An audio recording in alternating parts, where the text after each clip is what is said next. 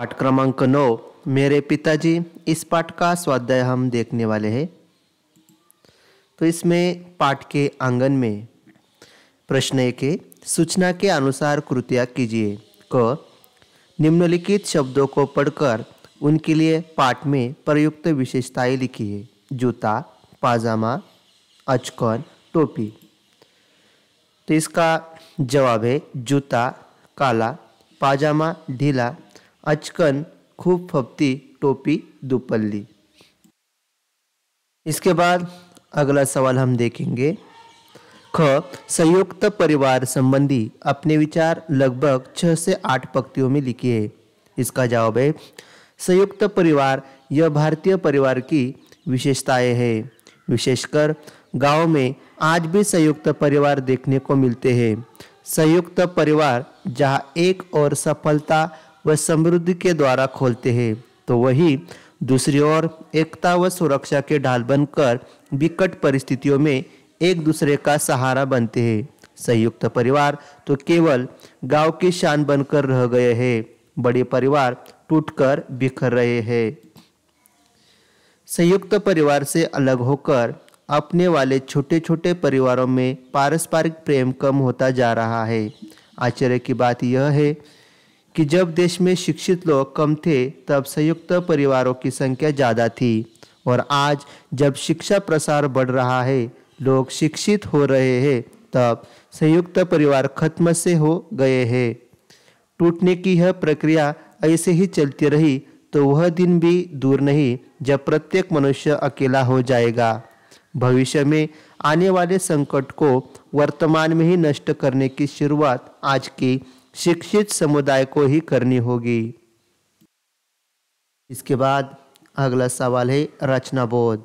इसका जवाब है प्रस्तुत पाठ के माध्यम से बच्चन जी ने अपने पिता के रहन सहन, व्यक्तित्व, दृढ़ता, स्वाभिमान, कर्तव्यनिष्ठा आदि गुणों के साथ साथ देश काल स्वयं में आए संस्कारों एवं परिवर्तनों को प्रभावी ढंग से चित्रित किया है। इसके बाद अगला सवाल है हमारा, सूचना के अनुसार कृतियाँ कीजिए। क, संजाल। परिच्छेद में प्रयुक्त भाषाएं और बोलियां ब्रज, अवधी, संस्कृत और उर्दू। इसके बाद अगला सवाल हम देखेंगे 2, अपना व्यक्तित्व समृद्ध करने के लिए अलग अलग भाषाओं का ज्ञान उपयुक्त होता है। इस पर अपने विचार लिखिए।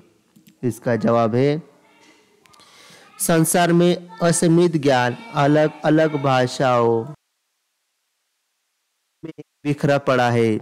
एक भाषा के माध्यम से संपूर्ण ज्ञान प्राप्त करना असंभव है। समस्त साहित्य का एक भाषा में अनुवाद प्राप्त करना असंभव है।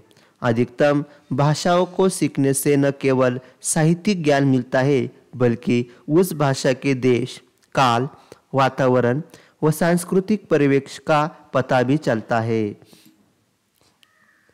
महात्मा गांधी, आचार्य विनोबा भावे, डॉक्टर राजेंद्र प्रसाद जैसे महापुरुषों का व्यक्तित्व समृद्ध होने का एक कारण उनका बहुभाषी होना था। अलग अलग भाषाओं को जानने के कारण उन्हें दूसरी भाषा बोलने वाले लोगों की समस्या समझ में आ जाती थी और उसका समाधान वे कर देते थे। अतः न केवल अपना व्यक्तित्व समृद्ध करने में बल्कि अपने ज्ञान क्षेत्र को विस्तृत करने में भी अलग अलग भाषाओं का ज्ञान उपयुक्त होता है। इसके बाद है पाठ के आंगन में तो हमने इस तरह यह स्वाध्याय हमने देख लिया है। कोई दिक्कत हो तो आप कमेंट बॉक्स में कमेंट कर सकते हैं। वीडियो अच्छी लगी हो तो वीडियो को लाइक कीजिए और चैनल को सब्सक्राइब कीजिए। धन्यवाद।